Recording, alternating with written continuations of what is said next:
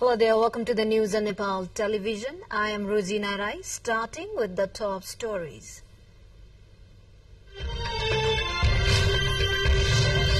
Three more Nepali youths die serving as Russian Army. Foreign Ministry expressed dissatisfaction over the tragic death of Nepali in Russia-Ukraine war.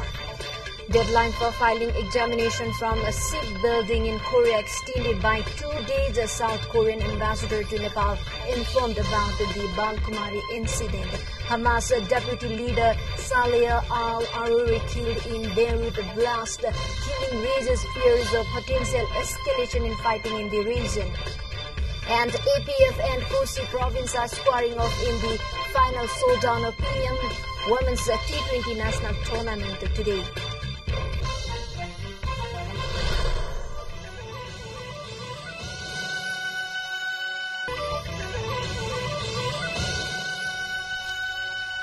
Welcome back. Now, news in detail. 3 more Nepalese serving in the Russian army have died. The Ministry of Foreign Affairs confirmed that the deaths of the Nepalese died in the Russian-Ukraine war. Amrit Bahadur Rai, spokesperson of the ministry, shared that Hari Prasad Aryal of Sangja district, Bharat Bahadur Saha of Kailali and Rajkumar Giri of Dhading have been confirmed deaths. Earlier deaths of 6 Nepalese working for Russian military force were confirmed. They were Sandeep Thapalia of Gorkha, Rupa Karki of Kapil Bastu, Dewan Rai of Pokhara, Pritam Karki of Sangja, Rajkumar Roka of Dolakha, Radha Gangan Raj Muktan and Kundan Singh Nagal of Elam district, the ministry said. The Department of Foreign Employment EPS Korea branch has extended the deadline to fulfill examination form in the productive sectors of other candidates participating in the SIP building. A notice issued by the department says that the deadline has been extended by 2 days. The deadline has been extended till January 5th, which was until January 3rd. The extension has been considered in view of the situation where the aspiring examiners could be attending the last rites of the 2 youths killed in the tragic incident taken place in Balkumari, Lalitpur Metropolitan City 7 on December 29, 2023. And due to the technical glitch occurred in the system on the first day of the filling of the form, the department said. Meanwhile, the government held a meeting with South Korea's ambassador to Nepal, Park Tae-young, regarding the incident in which 2 people were killed in a protest over failing the Korean language test under the Employment Permit System EPS. Secretary of the Ministry of Labour, Employment and Social Security, Kewal Prasad Bhandari, and the Korean ambassador to Nepal, Park, discussed the matter yesterday. In the discussion, the Nepali team apprised the Korean side the incident details. Ministry spokesperson Rajiv Pokhrel said the Korean side was informed about the decisions of the government and about the court's verdict to allow Nepali youth to fill the form for SIP buildings. According to Pokhrel, the Nepali side proposed to the Korean side to accept the decision and move forward. Pokhrel, joint secretary of the ministry, informed that the proposal made by Nepal was taken positively by the Korean side. According to spokesperson Pokhrel, various problems seen in EPS system will be reviewed and resolved by the technical team of the 2 countries. In this regard, the technical team of both the sides will hold a meeting soon. Millions of Nepalese applied for language test every year for employment in Korea. Currently, 175,000 Nepali citizens are waiting to go to Korea after getting through the Korean language test. South Korea has been taking foreign workers from 16 different countries under the EPS system. Time for a short break. Stay with us.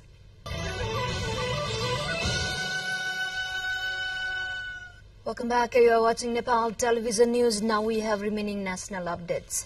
The Supreme Court has asked a written response from the government on the delay in formulating climate change-related legislation. Single bench of Justice Balkrishna Thakal issued the order yesterday on a contempt of court writ filed claiming that the government has not heeded the court's earlier order to formulate a separate legislation. The apex court has asked the government to furnish written response within 15 days. Advocate Padam Bahadur Shrestha has filed the writ stating that the government has ignored the mandamus order of the Supreme Court issued almost 5 years ago. The apex court had then issued the order directing the government to formulating separate law in regards with climate change, considering the need of adaptation and risk reduction measures. Now to further development, the agitating locals of Raina Devi Chahara 2 in Somadi Palpa district have staged a protest against the CG cement industry in the district. Locals in the district have been alleging that the CG cement industry on run has not met the standards of environment protocols, thereby causing pollution.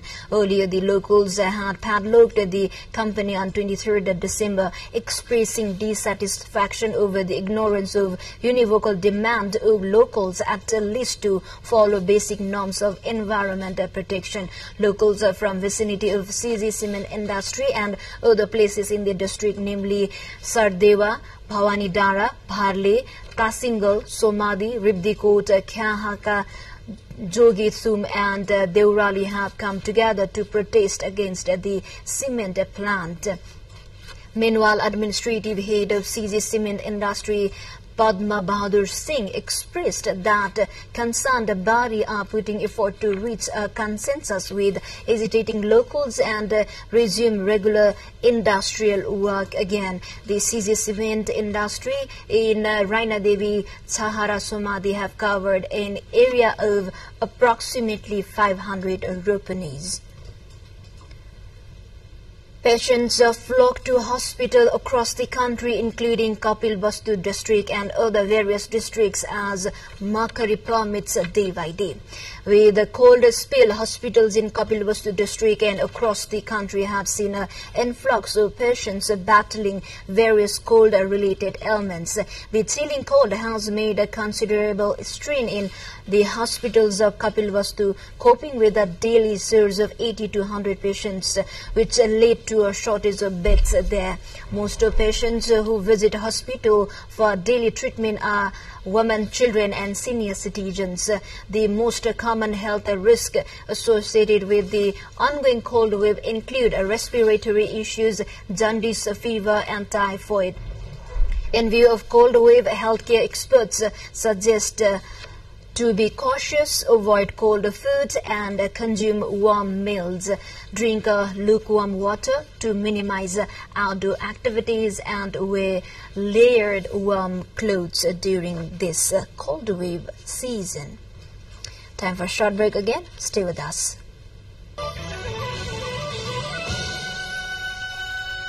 Welcome back. Thank you for staying with us. Now we have updates from International Frontline.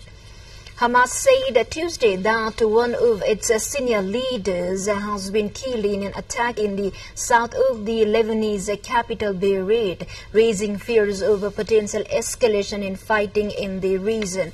Hamas media outlet Al-Aqsa TV said Salia al-Aruri, deputy head of the political bureau of Hamas, was martyred in a Zionist airstrike in Beirut. Aruri was considered one of the founding members of the group's military wing, the A's and Din al-Qassam brigades, and was based in Beirut.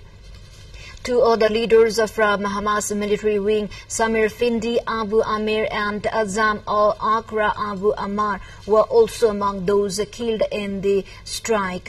According to Hamas officials, at least 4 people were killed in the attack that targeted an office belonging to Hamas in the southern Beirut suburb of Dania. Lebanese news agency NNA reported the area is also a stronghold of Iran-backed Hezbollah. Now to further development, Japanese rescuers scrambled to shores for survivors on Wednesday as authorities warned of landslides and heavy rain after a powerful earthquake that killed at least 60 people. That killed 62 people. The 7.5 magnitude quake on January 1 that rattled Ishikawa prefecture on the main island of Hansu triggered tsunami waves more than a meter high, sparked a mesa and tore apart roads. The tower was expected to climb as rescuers battle aftershocks and pour water to comb through rubble. More than 31,800 people were in shelters. The government said nearly 34,000 households were still without power in Ishikawa prefecture, the local utility said. To the more updates, before that, let's have a quick look into the highlights of the site.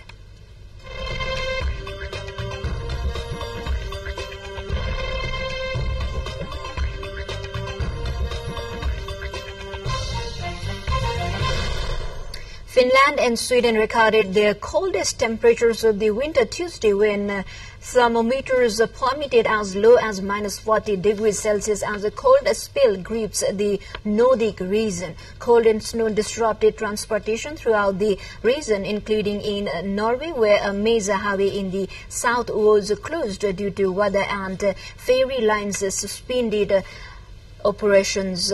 Swedish train operators said the cold snap caused substantial problems for rail traffic in the Arctic North. The Swedish Met Division has issued a warning for snow and wind for central and southern Sweden.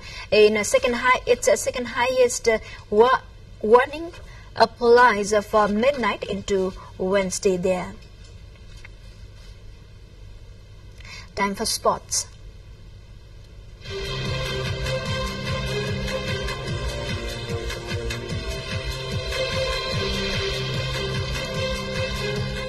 The APF in Kosi province are squaring off under final match of the Prime Minister's Cup Women's T20 National Tournament today.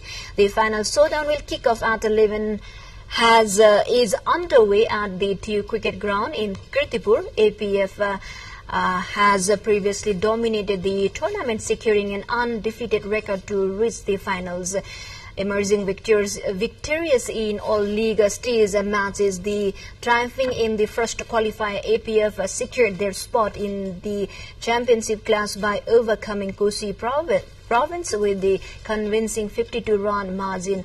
While Kosi province, having faced a defeat in the initial qualifier, demonstrated resilience in the second qualifier by defeating Sudupasin province by 9 wickets, earning themselves as well as deserved a place in the finals. This match marks the third showdown between APF and Kosi in the ongoing tournament. APF emerged triumphant in both previous matches, defeating Kosi by 8 wickets during the league stage. Now in today's encounter, Kosi province has the opportunity for redemption, aiming to turn the tables and secure victory against the formidable APF squad. And the match is underway at TU Cricket Ground. With this, we come to the end of this news bulletin. But before we say goodbye, quick reminders of the top stories.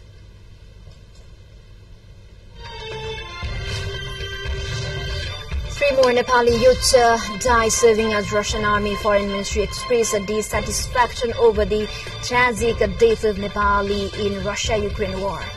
Deadline for filing examination for shipbuilding in Korea extended by 2 days. South Korean ambassador to Nepal informed about the Balkumari incident. Hamas deputy leader Saleh al-Aruri killed in Beirut blast. Killing raises fears over potential escalation in fighting in the region.